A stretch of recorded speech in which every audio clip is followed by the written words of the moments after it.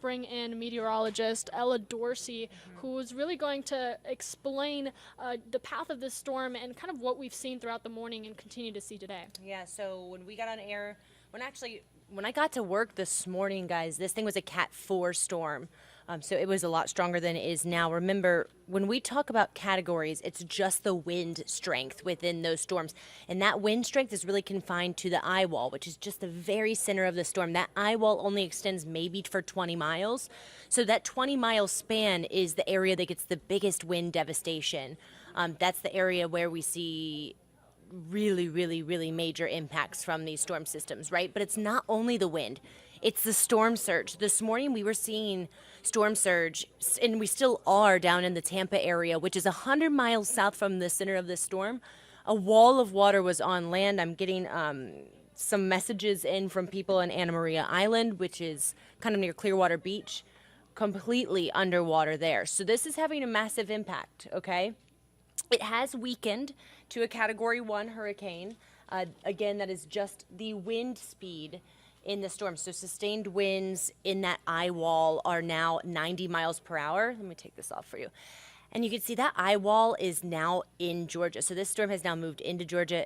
Here's the thing with this storm, guys. It's moving northeast at 20 miles per hour. That's maybe one of the fastest hurricanes I've ever seen in my experience. So that is the good news. It is going to move pretty quickly, but the bad news is it's likely to be a hurricane as it moves through the entire southeast portion of our state. So we are under a state of emergency down in southeast Georgia.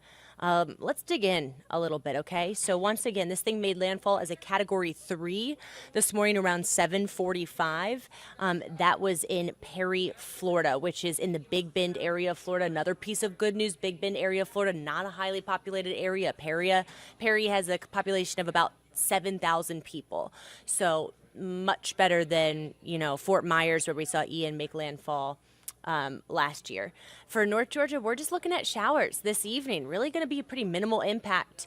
But South and Middle Georgia are going to see hurricane conditions through the afternoon. All right, let's dive into what we're seeing. Okay, you can see the outer bands of rain now extending into parts of North Georgia. See those green boxes? Those are flash flood warnings. Those are because of the eye wall, which is dropping really significant rains. You can see that eye now moving into South Georgia as well. I'm showing you the rainfall rates. Look at the areas. Wow. I mean, this is just in the last couple of hours, maybe 5-6 hours.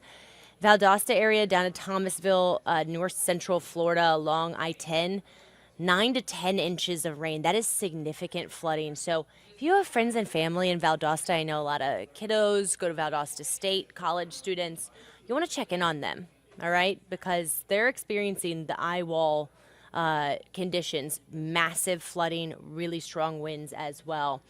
And in addition to that, in these storm systems, we usually see tornadoes. I actually want to go back a couple graphics if I can. Let's see if I can zoom back out here because I want to show you guys. Okay, look at the red box outside of Charleston. You see that? That's a tornado warning. So in the northeast quadrant of these storms, we get the spin. So, these storms are spinning, right? Hurricanes, well, spinning also causes tornadoes. And so that spin can actually turn and create spin-up tornadoes. Usually they're weak tornadoes, EF0, EF1, but regardless, that's what we're seeing. So again, we got the flooding happening from Wasilla down to Valdosta, and then there is a tornado watch out along the entire coastline from Jacksonville, the entire Georgia coastline, Charleston, South Carolina coastline. And in addition to that, there's a flash flood watch that extends as far north as Eatonton, Macon, and South Georgia, and we're seeing some of that play out right now. So the outer bands extending all the way up into North Georgia this morning. So let's talk about the quadrants, okay? The eastern side of hurricanes is always the strongest. That's why we worry about the Gulf hurricanes more than Atlantic hurricanes, because the Atlantic hurricanes, usually the left side moves inland first, right? On this hurricane in particular, the eastern side is what the Gulf Coast experienced. So Tampa saw that massive flooding, okay? Significant wind and tornadoes. And even though storm surge is not going to be a huge issue from now on because it is inland, Parts of the Georgia coastline still probably going to see 2 to 4 feet of storm surge. And you can see that little area in red from St. Simons up through Savannah. That's a hurricane warning. So the coastline is expected to get hurricane conditions today. So here's the latest update in from the National Hurricane Center. It will be, again, a Cat 1 storm the entire time it moves across Georgia, it looks like right now. So by the time it crosses into the Savannah area tonight, it still has winds of 75 miles per hour. It will weaken to a tropical storm overnight. By tomorrow morning, it's right off of the North Carolina coastline, kind of near Sunset Beach, Myrtle Beach, if you will. And then it moves back out into sea by tomorrow evening. So by tomorrow evening, and certainly by this weekend, we will be fine. I'm getting a lot of questions. People headed down to the Georgia, if they have plans, the Labor Day, Florida coastline. If you're headed to the Georgia coast, if you have plans to go to the Carolina coastline, both North and South Carolina, you will be fine. This hurricane will be out by then, so you don't need to worry about hurricane impacts. It's really only the next 24 to 36 hours that we'll see impacts across the southeast from this storm. Okay. So let's take it hour by hour. I want to start with a zoomed out view, and then I'm going to zoom into Georgia and show you more on that. Here is a look at the heavy rain by 4:30 this afternoon. Really heavy rain falling in Statesboro, Augusta, Columbia, South Carolina, Charleston, Wilmington. We really dodge a bullet here, guys. This storm is being pushed away from us because there's a cold front. The cold front that brought us the storms of the last several days is actually pushing the hurricane away from us here in North Georgia. So that is actually something that's really good news, okay? It looks like by Thursday morning, it's just raining in North Carolina. And then, God, I forgot what day it is. Today's Wednesday. So by tomorrow morning, the rain is in North Carolina, and we will see significant improvements. So here's current wind gusts. I want to show you this to give you some perspective. That wind is really, really kicking down in the southern half of our state. But we may get a breeze here in Atlanta, but we're really not going to see much in terms of hurricane conditions. By tomorrow morning, Charleston's still seeing tropical storm force winds. And you can see this is the area, South Georgia, that is under the hurricane warning. It is not often that we see hurricanes in our state. Usually by the time they reach us, they're tropical storms. So this is pretty significant, okay? Zooming in, the tropical storm warning is out for areas just south of our viewing area, including Milledgeville, Macon. Those areas have the potential of seeing tropical storm force winds. It's going to be breezy in Eatonton, but you can see our entire viewing area does not have any tropical alerts. That is the good news. So in terms of our forecast, we're probably going to see some light showers through the early to mid-afternoon, and I'm thinking we'll also see some spotty, heavier bands of rain between about like 6 to 10 p.m., but thereafter we will dry out. So yeah, we may see some rain from this storm, but that's about it, guys. Okay, so here is a look at our current radar. You can see it is raining from Griffin, Thomaston, down to Eatonton.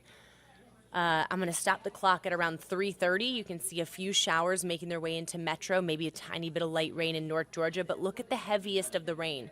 It is off to our east in Augusta, in areas east of Augusta and south of Augusta.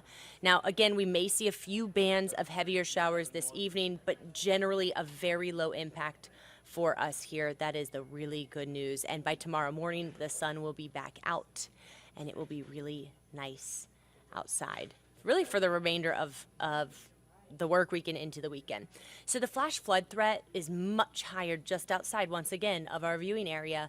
There's a really high chance for very heavy rain.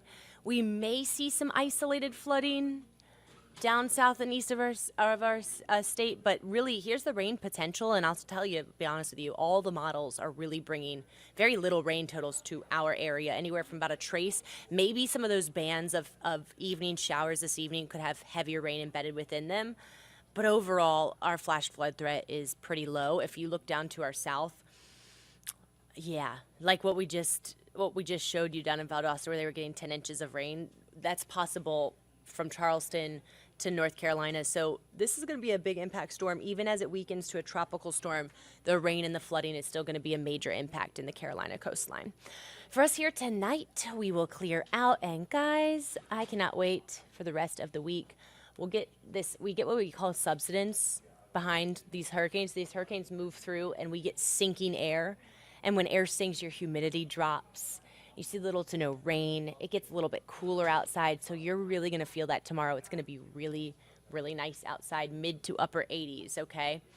And again, that's going to be the rest of the 7-day forecast, which I'll show you in just a little bit. But I do want to note, Idalia is not the only hurricane that we have right now. We also have Hurricane Franklin, which at one time was a Cat 4 storm. It's now a Cat 2 storm. It is out at sea. It will not impact land. We also have Tropical Depression 11, which is also just sitting out in the Atlantic. It will not impact us here locally. And then we have 2 other waves moving in the Atlantic, one of which only has a 10% chance of development. The other one coming off of Africa, 60% chance that this becomes a depression, perhaps even a named storm by the end of the Labor Day weekend. So this is right on time for this time of year. We are entering into the peak of hurricane season. Usually the peak is in mid-September. The reason for the peak at this time is this is when sea surface temperatures are the warmest. I mean, the Gulf right now is sitting at like 95 degrees, and that, I'll be honest with you guys, has been a main factor in the massive hurricanes we've seen in the Gulf every single year for the last 7 years. Harvey, we had Laura, we had Ian, now we have Idalia, we had Michael. All of those storms started out as weak hurricanes, entered into the Gulf of Mexico, hit that warm ocean water, and exploded.